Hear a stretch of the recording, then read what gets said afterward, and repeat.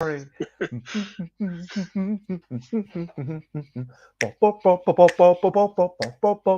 Boards. Board games, board games. We might be talking about board game conventions, but we're not gonna shout. We are talking about Airecon that's just been, and it'll be the latest Airecon that's been seen, and it was the biggest one yet, I'm sure. Mark is a person over there, and Mark's not looking poor. I will say that Mark is looking very fine. Thank you for joining me for a little bit of time. Hello, good morning, good afternoon, good whatever it is, wherever you are. 10 a.m. is UK time for Betty Beats and Board Game Bladder, episode 935, where we talk about how was Aircon 2023. And the one of the main instigators, one of the main organizers, I should say, the instigator, it all started at your house back in 2015. Yep. And yeah, Mark, are you proud of yourself? I guess so. Yeah, it's good. I didn't really think like that, I suppose. But yeah, no, it was great to see everyone again, and I had a good time. It just all went by in a bit of a blur, I think. I mean, I saw your mum and a few times actually, and I asked Denise, "Hey, are you proud of Mark or Karma?" And she said, "Yes, absolutely." Because like obviously it's not just you; it's also Nabil and Rick. You joined forces with Traveling Man, and there's the Ben who's been there since the very early days, kind of keeping you a little bit more grounded. I understand, Yeah, pretty but much. Yeah. if we had to talk about very quickly for those who don't know Aircon, at this point it is basically the second biggest convention in the UK. It's still nowhere near UK Games Expo, but it is probably the biggest of the medium ones. Probably surpassed Dragon Meet, Tabletop Scotland, and let's not go into Tabletop Gaming Live. And would you agree with that? And if you want people to know about this, if you want people to know who's responsible, what would you say? Um, yeah, I think so. I think we kind of don't purposefully publish numbers. We don't. It's not a big focus for us. So we obviously know what they are, and it's helpful to know in terms to make sure we're not trying to cram way too many people in a tiny space. So we are aware of what the numbers are, but for us, it's not our main focus. We want to make sure we are uh, remaining a friendly and kind of welcoming and inclusive event. So that's what our focus is, and if we feel like we've achieved that, we think we're doing well. And I think in terms of who's responsible, or I think it's basically everyone that attends, right through from obviously us as organisers, through to our volunteer team, to the exhibitors, to the attendees that are there, the convention staff themselves, and the security that we have on the doors. I think it's and the caterers outside. I think it's everyone plays a part in fostering that environment. And I mean, if any one of the caterers hadn't turned up, I think people would have been that little bit sadder. I mean, for sure, I think it's fair to say that there's no single person that's totally integral at this point. I mean, no, is it fair to say, I mean, God forbid, if you had like some mighty illness and you had to be resting up in your home with Jenny or whatever for like the entire week, it would still carry on, right? And yeah, there for would sure. still be people who are stepping up to take that space. Yeah, definitely. Yeah, yeah. But then Um, just the average height would come down very slightly. that's true, and a person of your stature for sure shows some. You are easy to spot. Let's put it that way. Um, Now, I understand that, yeah, you don't want to talk about numbers, but there's a little bit of tension about that because obviously for exhibitors, it's a vital thing to know how many am I likely to sell? How many people am I Yep. likely to reach? Is it actually worth it from a commercial point of view? Because whilst you can say, well, there's a lot of fun and there's a lot of joy here and it's worth coming because we're able to be part of that, hmm for everyone there does have to be a little bit of a commercial mindset. Do you know what I mean? Yeah, for sure. And so it's not like we're secretive about them. We do still put them on the website. We just don't. I guess we don't publicize it. The being the biggest whatever convention is not what we're going for. So we don't share those numbers on our social media or anything like that. We put them on the FAQ page because we know some people are interested. We do set that out to exhibitors to say this is how many people we had last time. This is what we're expecting next time. For those people that do need to make those kinds of decisions and decide whether it's worth it for them or not. So yeah, it is out there to be found. It's just not the main kind of headline thing that we're going for. Now, first of all, I like to quickly take a step back and talk about recent highlights, living life and seeing the sights, recent highlights, playing games and other delights, recent highlights. Now, of course, you were at Airecon, and I think I hear that you got to play 2 games, one at the start, one at the end. Is that right? Yeah, we played one round of sea salt and pepper with Rodney in the hotel, and then we played on the last after we packed down. We played Dorf Romantic, which probably took about 3 times as long as it should have done because we were all just chatting and tired. And it's also not the simplest game, to be fair, especially if some of you don't know the game. I mean, it's not the most complicated game, but it's also not the simplest.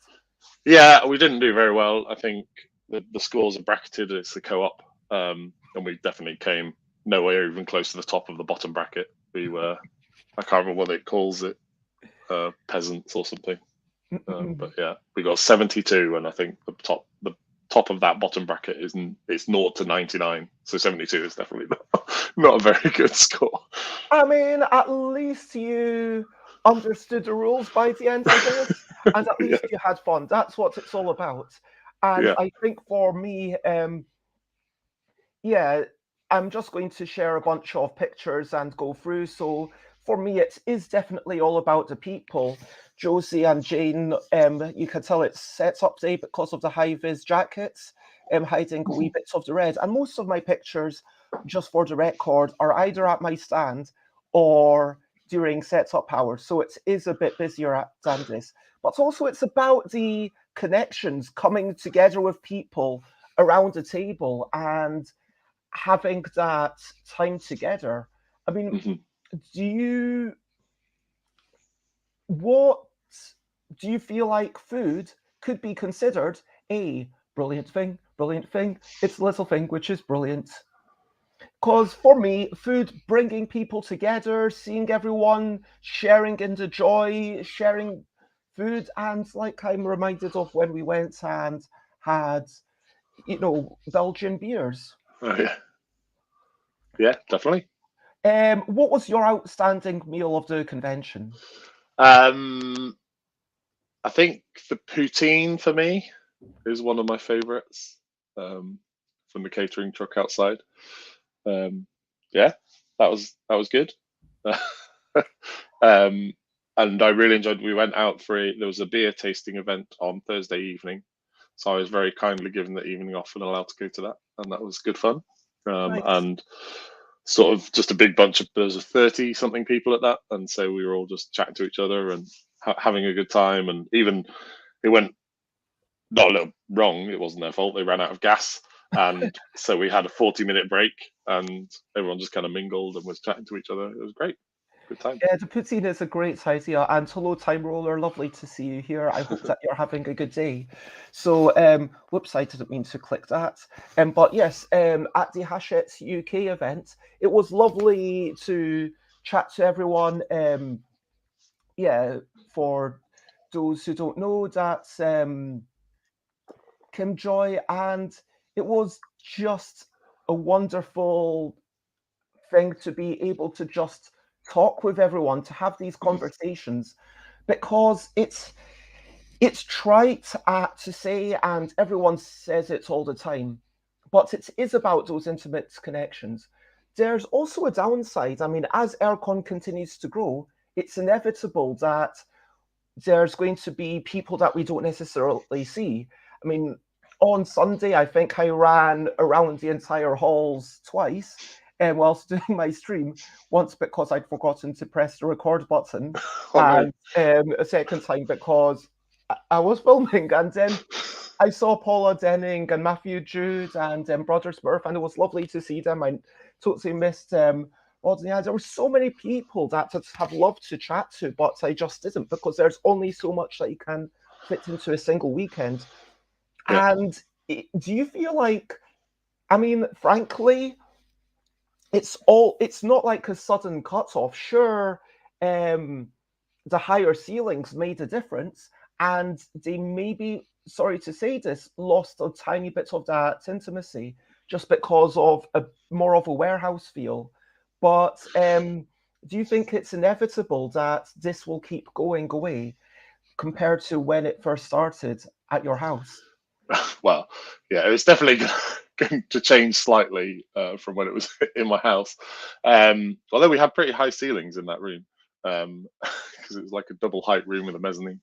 Um, I think that, we each year we spend a lot of the time in the halls ourselves and chatting to people and and chatting to exhibitors where we can, and just getting a sense for how it is. I think um, a lot of people, certainly that I was speaking to in those kind of back gaming halls, were a little bit I don't know what you call it, sort of disorientated and a little bit discombobulated on the first day, or day and a half if they were there on the Thursday. But I think as people got used to the layout, people preferred the layout. It had more of a flow to it. It wasn't as kind of rat runny. I mean, it was basically Um, 5 areas, like 4 halls, I would say, and then the vendor food truck area outside. yeah, we had the Queen Suite upstairs where we had Oh yeah, I RPGs never and went there. yeah, and events and stuff. Um, and seeing the comments online after the event, and seeing how much people still felt like it was a really friendly and a close community, um, I think it's probably showed us that we could still expand a little bit. Whether I don't think we will see as much of a jump, and there's whole technical reasons of why it was such a big jump this year. Just in the way that the convention centre itself is laid out, it has that service road where the food trucks are basically carves the whole centre into two halves, and so they have a what they call a what's it even called now? Not convention side. It's a something side, and then a conference side, which is where we have been for the last few years, and then an exhibition side, which is where we were this year. And the connections between the two are just not very strong, and some of it's just not very accessible. And so, I'm doing the maths. If we had stayed on the other side, even if we'd taken any extra space that we could have had over there, we would have had to turn away about 1,000 people this year. Wow. Um, And that would have been sad because, I mean, looking, when I saw you at the convention, we mentioned Frank West and City of Games, where the point is that that room could only be so big. It was there for maybe 200 people. I don't know the exact number, but at a certain point, it's like, well, there's no good space for this. And Harrogate Convention Hall, looking a little bit ahead into the future, because you talked about, have we basically seen the entire exhibition center now? Because previously we've used the other half, this time we've used this half, and yeah, have we basically used every single room? almost. There's two rooms. Well, no, I guess there's four areas that we haven't ever used. Two of them are the studios. So if you went outside and saw where the food trucks were, particularly where the crepe van and Madame Crepe and the canoodle people, sort of behind them, there's some huge roller shutters, and in there, that's two halls on top of each other. They call it Studio One and Studio Two, I think, which is Okay. halls G and H. And so we had a look at them yesterday. One of them is amazing, and I would, at some point, we would love to turn that into an exhibitor hall, because it's about the same size as the one we had. The ceiling is about the same height, but it's lovely. It's carpeted. It's got some natural light in there, and at that point, we would be using the entrance one, which is the big circular entrance, and that kind of comes right through that way. It also means we can open up things like the link bridge to Premier Inn, stuff like that. But it's just the getting from there to the other side is really tough at the minute.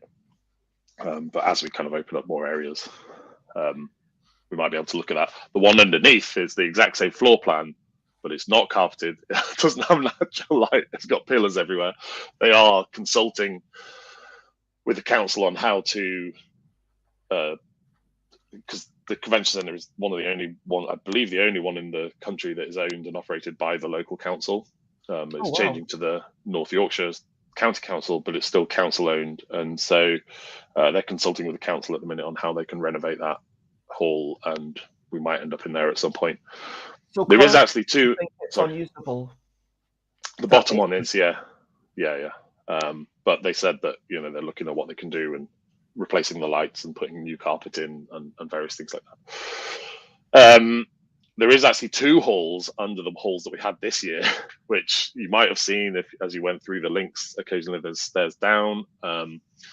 Unfortunately, they're all kitted out just for storage at the minute, and so they're not really usable. We did look at having one of them one year as camping.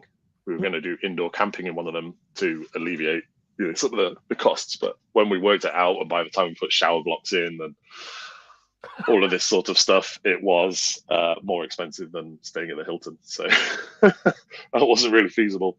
And then finally, they've got two sort of concert halls. There's one that is right in the middle of the four halls that we used this time, which is the Royal Hall, which we actually did go in and look at, and depending on prices and stuff like that, that might feature next year. So the concerts hall, are you thinking like for big presentations and events and talks? Is that what would go in there?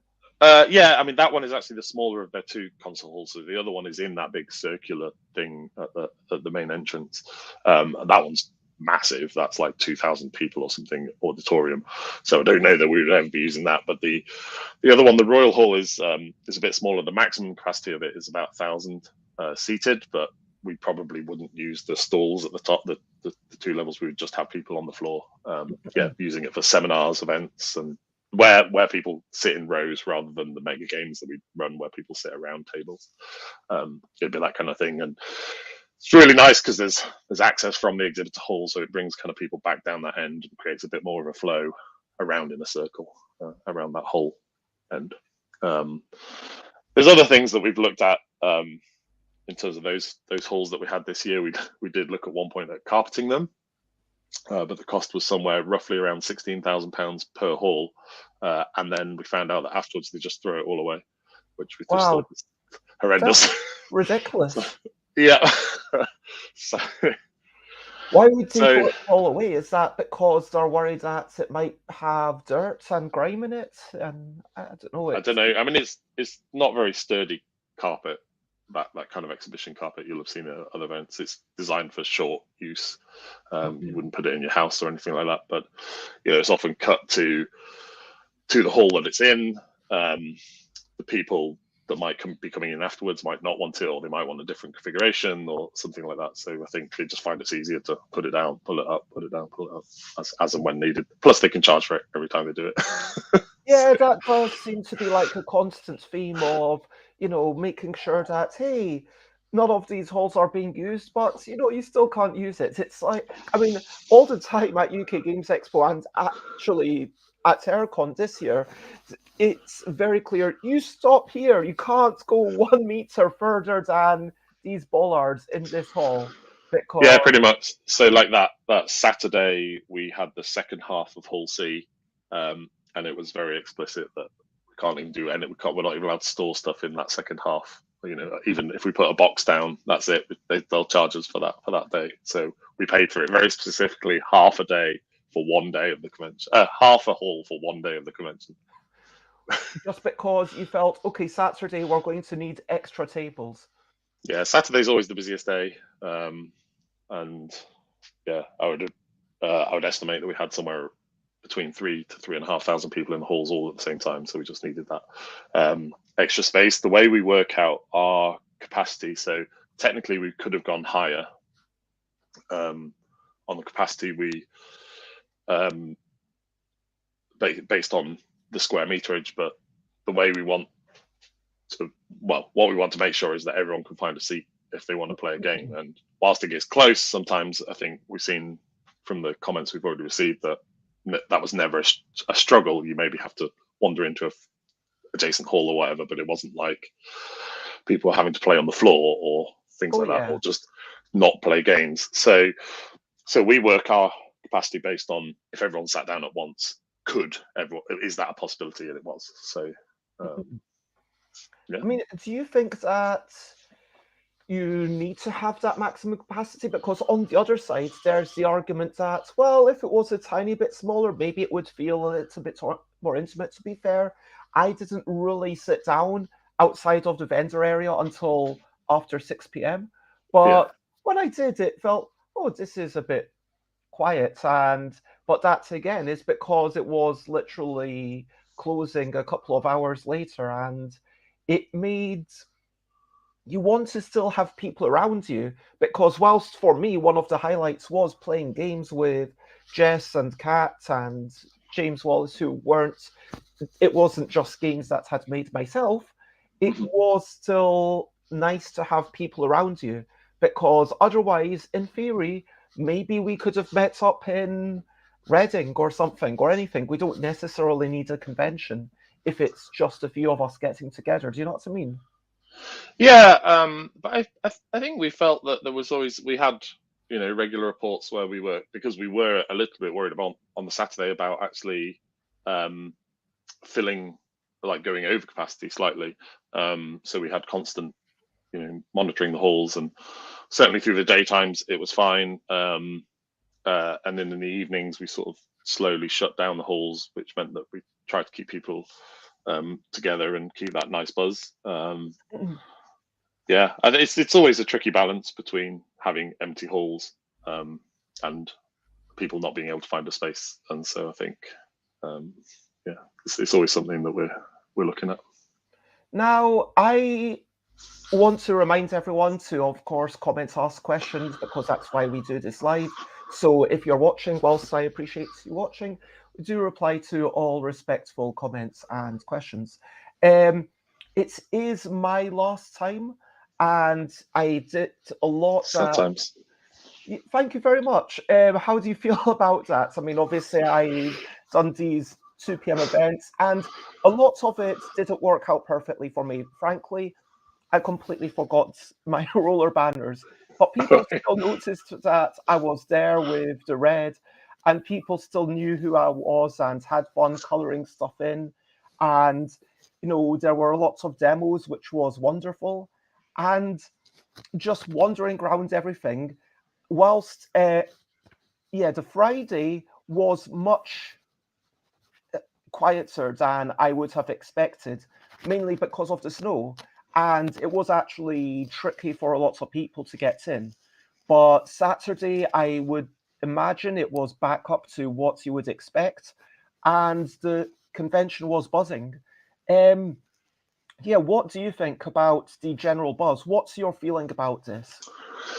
Yeah, certainly Saturday we were very happy with. It was busy, and it felt like all day there was a good buzz in that main exhibit hall.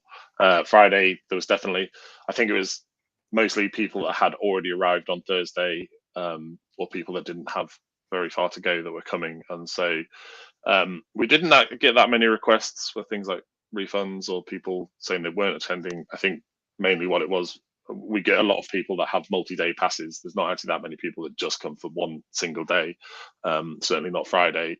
And so I think what it was, people just put off, if they were supposed to come on Friday, they were either coming later on Friday because it cleared up quite quickly by lunchtime, certainly in the Harrogate area. It was Or really weird weather. I mean, hard to walk through one day and then totally clear the next. Yeah, we were saying it's just such an unpredictable time of year. I think so. 2018, which was the second year at the convention centre, was the week before was the Beast from the East, and we had weather warnings then, but it had cleared up by 2 or 3 days before we opened the doors, and it was totally fine. I think it was last year or it was 2020. It was boiling hot. It was like almost summer conditions outside. And then and I think that was the year it then snowed in April, and so it's really confusing. I did joke with Richard Denning that maybe we'll look at moving it into end of May, start of June, but he said there might be another event on at the same time that we might clash with, so maybe we won't do that. I mean, are you committed to this time of year? I mean, obviously you can't move it forwards, avoid clashing with UK Games Expo, but do you worry that it's a little bit too close as it is? Have you considered moving it to early September, because there's not much in the UK happening at that time?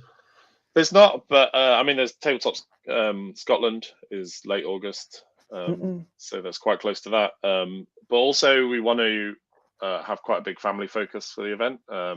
Unfortunately, we usually have a big schools event on the Friday where we were due to have over 100 kids from schools come in on Friday morning and have a inter-school competition, which we've been running for a few years with Imagination Gaming have been running it. We provide the space, doing that for a few years. But unfortunately, the snow kept them away this year. I think if we were to move to early September, we're then looking like kids are only just going back to school. Are they really going to be taking a day out to come to a convention? It's there's just it's a hard balance. And then if we move it even late September, we're then starting to clash with Essen. It's a pretty full calendar, and I think we just have to do the best we can to manage it. We're moving it slightly later next year. I think we're a week later, basically. In the month. It's not like there's a particular school holiday or something that you're working around. It is a fairly arbitrary date. Yeah, mostly, and other things like financial concerns would come into that. Currently, we count as off-season in March. As soon as you get into April, you then go into on-season, and our convention hall costs like are 50% on top of what we currently pay.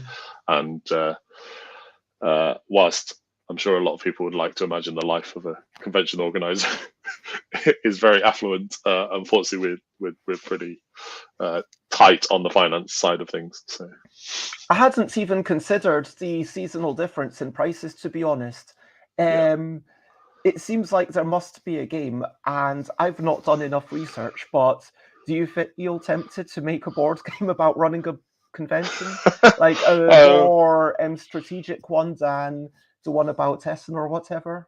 Yeah, there's two about Essen, isn't there? There was one called Essen and one called Spiel, and they both came out in the same year. It was so funny. And both released at Essen, I think it was 2017, maybe? Something like that. Well, they said to release it at the convention you're named after. Yeah. No, I've never really thought of designing a game about that. I guess I just feel like I'm living a LARP of it anyway. So just constantly having. And how about your brewing game?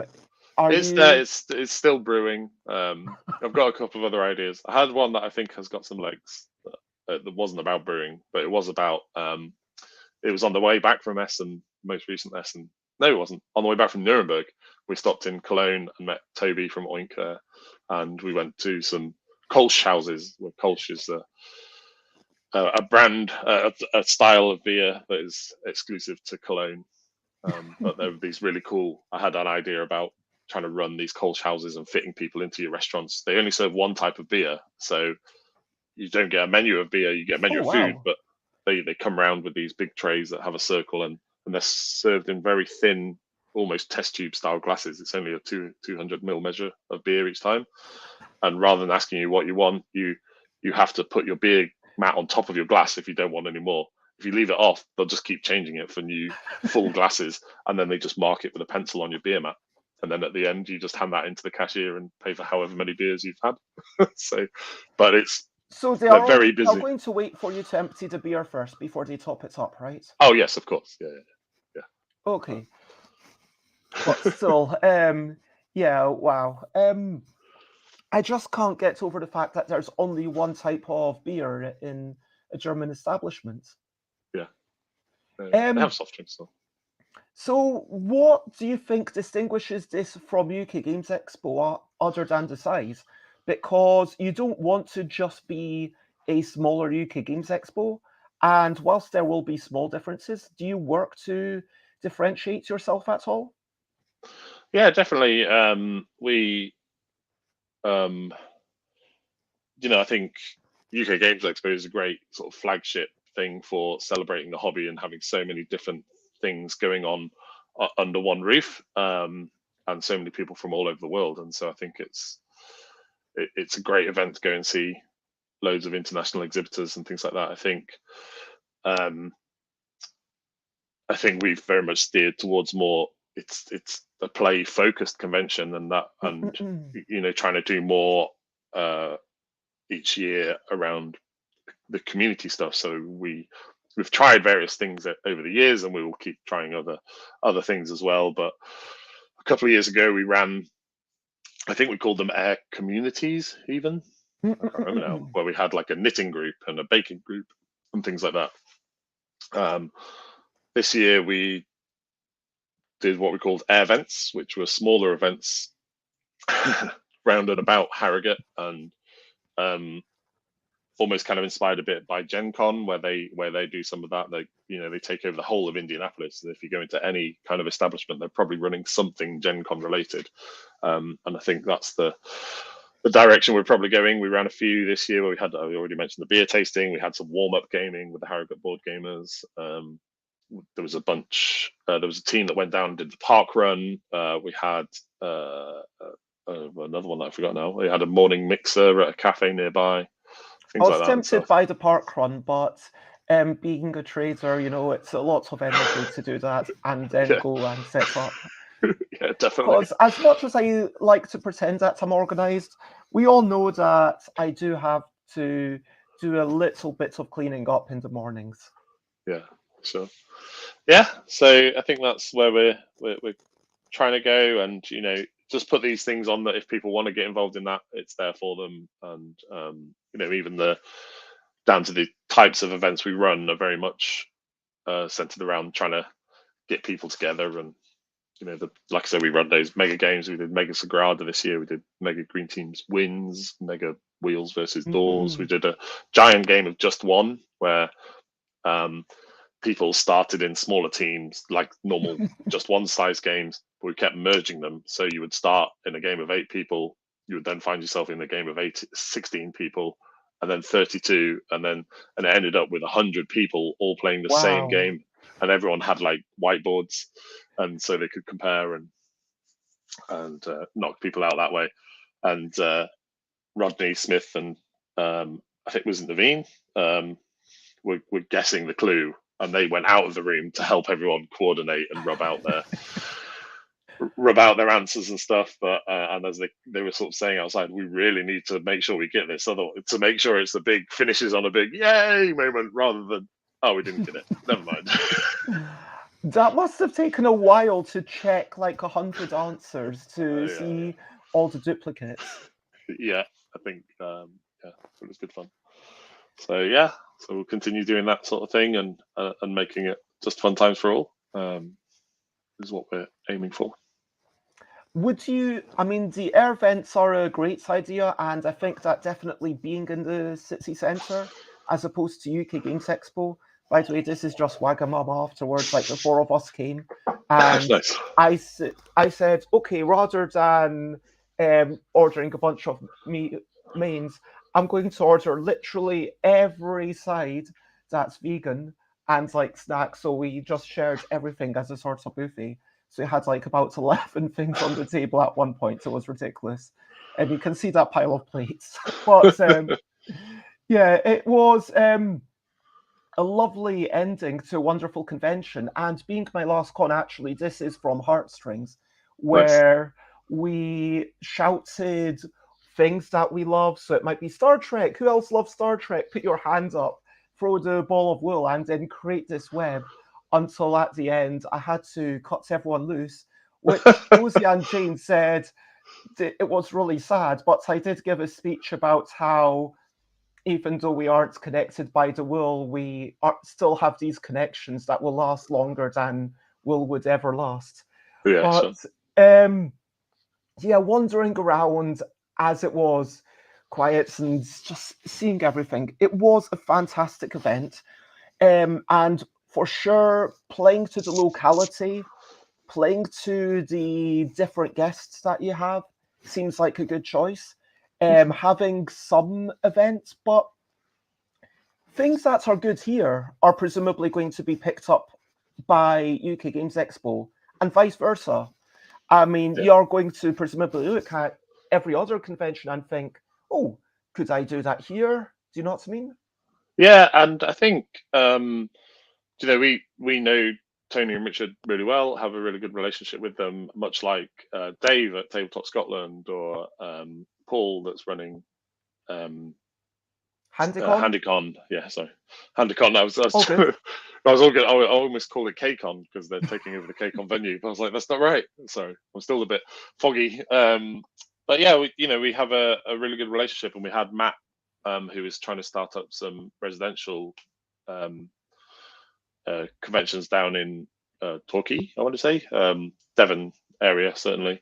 He was there and he was running a really great service of if people were missing pieces, they could come to him and get missing pieces for their games if he had them.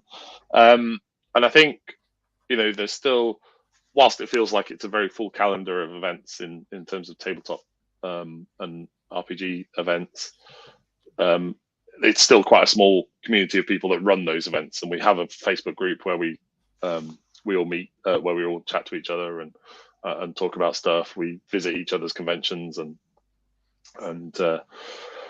share ideas and stuff. So I think we all want to make the UK convention scene great. It doesn't feel And that you build it competitive. up together. I totally understand that. I mean, as you mentioned, I assume it's you running the social media where you mentioned, yeah, UK Games Expo and us are working together. They're sponsoring us. It's great to see this.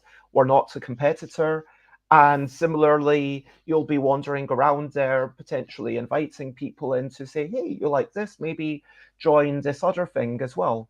And I think that it's been a lovely chat. Thank you so much for Thank joining you. me. I do want to ask three sorts of questions before we finish up. Firstly, for those who are either running their own convention or thinking of doing a one-off event, like that I'm going to run a leaving do that's basically a 3-day thing for hopefully 80 people. We'll see how it goes. But what tips would you have for me or anyone else who's thinking of running a convention, whether that's for 50 people or 50,000 people we're hoping to get it to eventually?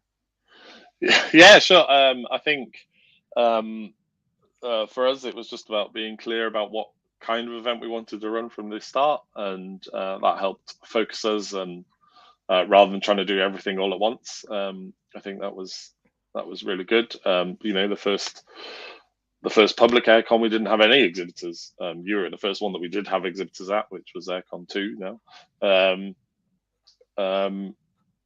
But that was, just listening to people and getting feedback, and we just still do that. I will send out a feedback form in the next few days where we get all the responses. We read through them all, even though it's 1,000 responses or so we get these days.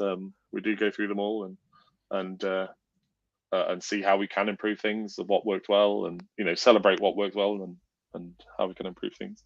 And I think the other thing is try to build a good team around you. And I was very fortunate that Ben and I worked well together from the start. We were able to add in Rick and Nabil, who had other skill sets that benefited the con, And they and got then on board basically when you moved to Harrogate.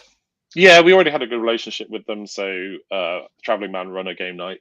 They used to be at their office, which was kind of funny, but they now do it in their store in Leeds. And so I already knew Rick and Nabil from that. We used to game together there, and so we had a good relationship. They sponsored the first one in my house. They gave me some games to run a tombola for games, Nice. and so I had some Traveling Man signs up around my house, and then the second one they let us borrow the library. The third one they had a little stand there and manned it. So yeah. The second question of the final three, and I just want to acknowledge Yoda coming here, where somehow I missed you all weekend, and I hope that you did manage to get over, but it's just, again, there's so many people that you miss. But as it continues presumably growing, do you want to say anything about your plans for the future that you've not already said? You did mention to me that you were considering whether to maybe potentially restrict it just for 1 year next year? Yeah, we're still looking at that. A lot of it depends on conversations that we're having with the convention centre and what we can do. It might be that we keep it exactly the same as this year. It might be that we only add a smaller amount of space, or we look at sort of changing the layout a bit. But there's conversations that we're having. But yeah, I think it might be a case of just slower growth for the next few years rather than just throwing the doors open to all. It is sad that it means some people might miss out, but I think, as I said, for us, it's more about fostering that that environment and the community. Lovely. And yeah, it seems like presumably you're going to make sure that as the event grows, so does the number of events. So it's people will have to make difficult choices at some time, but it will be like, okay, if you like social deduction, go to this. If you like big, massive party games, giant versions of stuff, go to this. If you like talks, go to this. And you'll keep having more and more stuff that's commensurate with the number of attendees, presumably. Yeah, exactly. Yeah, that's the plan. And the final question that I wanted to say is if someone's on the fence about Airecon 2024, what would you say to them to encourage them to come? I would say go and join our Airecon community, the Facebook group, and just look at all the photos and the posts on there, and see how much fun people are having, and that will help you decide whether it is for you or not, I think. Now, I want to give a quick thanks to Jane and everyone who helped me. Most of the photos that you saw were half from me, mostly from Jane, and some from Josie and other people who were helping me in a small Facebook chat group. I've asked you lots of questions, Mark, but I want to give you an opportunity to ask me something, and potentially anyone watching who wants to be asked a question by Mark Cooke today. So, Mark, what question would you like to ask as the question of the day? Question of the day. Here's a little question before we go on our way. Question of the day. I would like to know more about your emigration, please. Tell us more. Well, my party is going to be on 11th, 12th, and 13th August in Milton Keynes in the same venue as KCON was last year. Is it already in your calendar? No, I have not seen anything about this. Well, please put it in your calendar. 11th, 12th, and 13th August is my emigration party. And it might be, I will have to charge for it because I'm paying for the place and I'm also going to get meals for everyone. So there will be a buffet dinner basically on the Friday and Saturday because I like the idea of everyone just eating together. There will be vegan options and option dairy free and, well, if it's vegan, of course it's dairy free, but nut free and all sorts of things. After that, I will wind up everything, speak to hopefully Spiral. Like, I'll see what's going on, try to find someone to help me continue making games. I will be back probably once a year for UK Games Expo, I imagine. So the UK won't have seen the last of me. Just, yeah, it will be my last Airecon, probably. Sometimes. And it has been lovely. And I do have so many memories, as I say on the title of the game with the longest ever name. I am biased about Airecon thanks to in a big bind, I think it was called. Yeah. And but yes, at this point, that is something I need to start sorting out. Probably next week, I'll actually release tickets and stuff. But at this point, over to you. What are you up to? You can share, Botany, if you want to. Is there something that you need to do today? Something that you want to do? Please share. I promise that I care personally. I'm going to be doing a quick bit of repacking and heading out on a train to get up to Glasgow. And tomorrow I'm going to go to Isle of Arran for a Lovely. birthday weekend. I am quite excited by that. And yeah, that's basically me. I will probably be packing a small number of games suitable for 2 to 7 players. And yeah, How about you? What are you up to? Just lots of Aircon wrap up stuff, catching up on emails for Bright Eye and Gameland that came in over the last few days. Yeah, I'm sending a cup to someone, and then I'm picking Lottie up from school, and then we're going to have the afternoon together. Lovely. And at this point, let me recap and wrap up before we finish up. So, to recap and wrap up, we talked about taking pride in what you've done and a mother's pride. We talked about the numbers and it not being the focus. We talked about trying to maintain that intimacy and focusing on it and the brilliance of food. We talked about the conference side, the exhibition side, how there's still a bit of space where it could theoretically grow behind a crep van, down in the basements if they sort that out. The concert halls, we talked about making it a little bit bigger for Saturday, thinking, hey, we need more spaces on the Saturday and having the flexibility to do that. We talked about having air vents. Air vents, it's a bit hard to work out exactly how to pronounce that. It's half between air and events. Anyway, but making stuff that's specific that you can go to Betsy's, you can go to a really nice pub that you maybe couldn't go. I mean, with no disrespect to UK Games Expo, the NEC, it's not the nicest place to wander around once you're outside the convention centre. Um, but you can still learn from each other. You learn from UK Games Expo. You're happy for them to learn from you, and everyone's just in it together to make the UK conventions better. You talked about for me or anyone else setting up a convention to have clear focus, listen to other people, and build a good team around you. Reach out to folk, maybe get some sponsorship or something. And then we talked about yeah, my emigration, traveling off to a birthday party, and picking up children from school. If you want to check me out, I am, of course, Stuff by Bez in all of the places and stuffbybez.com/streams. And if you'd like to check out Mark, where would you like to be found? Aircon.co.uk is the best place for Aircon. BrightEyeGames.com for games I publish, and Core Request, which is a game I publish, is the easiest places. And it's once again, it's been an absolute delight. Thank you very much, everyone, for watching. Please share, spread the word. Um, and the only thing left to say at this point, I think, is unless you've got any final words, Mark. Well Nope. then, bye. This is a goodbye song. Bye. Thank you for watching along. Bye. This is the end show. Bye. And now it's time to go. Bye. This is a goodbye song. Bye. Thank you for watching along. Bye. This is the end show. Bye.